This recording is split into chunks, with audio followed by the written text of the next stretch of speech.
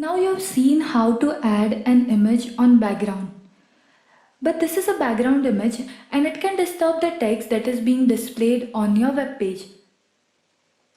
As you can see, the moment I'm scrolling, the text is overlapping the image. So in this case, you can also add image not as a background but as a component or as a part of the web page. So what we will do, we will try and add image next to this paragraph or within this paragraph.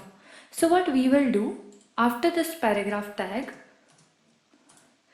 we will create a new tag or new element, that is image element, for which the tag is img, which stands for image.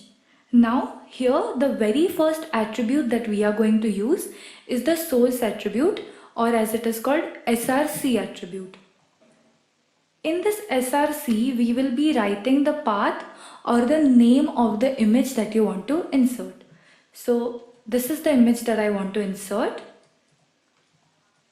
Now you can display any particular kind of image on your web page, either JPEG, PNG, GIF, everything.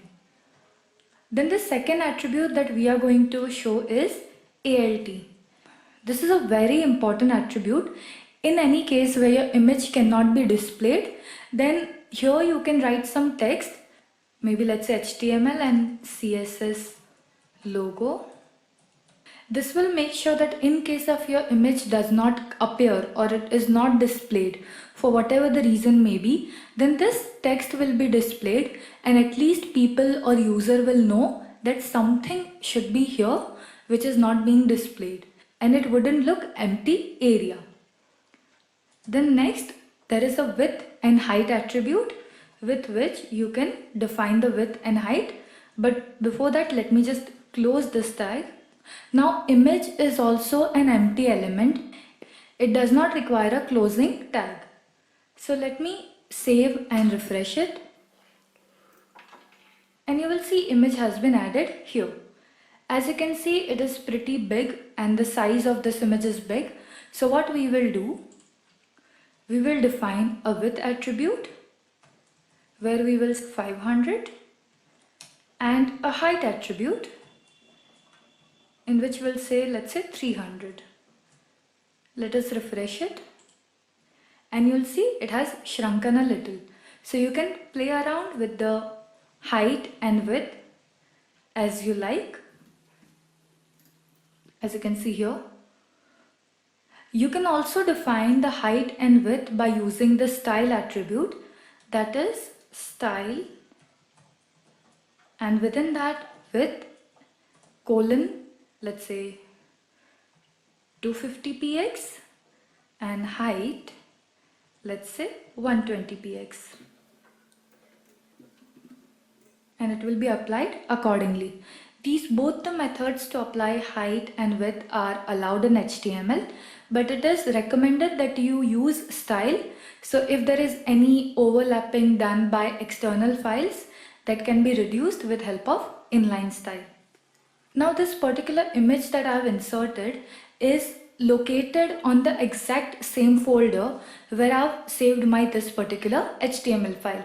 So now let me go to the folder, and what I will do in this folder, I will create a new folder, say images, and I will move all the images in this particular folder.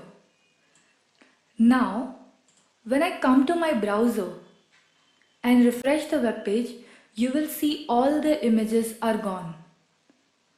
You can't see the arrow that we had inserted, you can't see the background image, and on this place also you can only see the alternative text that we had inserted. So here what you have to do is, you'll have to define the path of where it is located.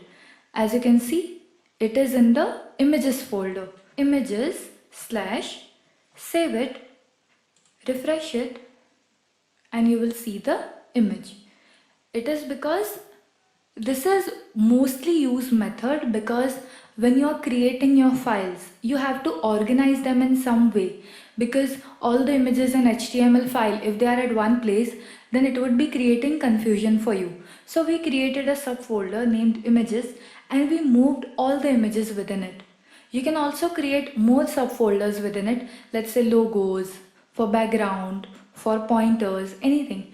You just have to define name of that folders here and define the path, and then only it will be displayed.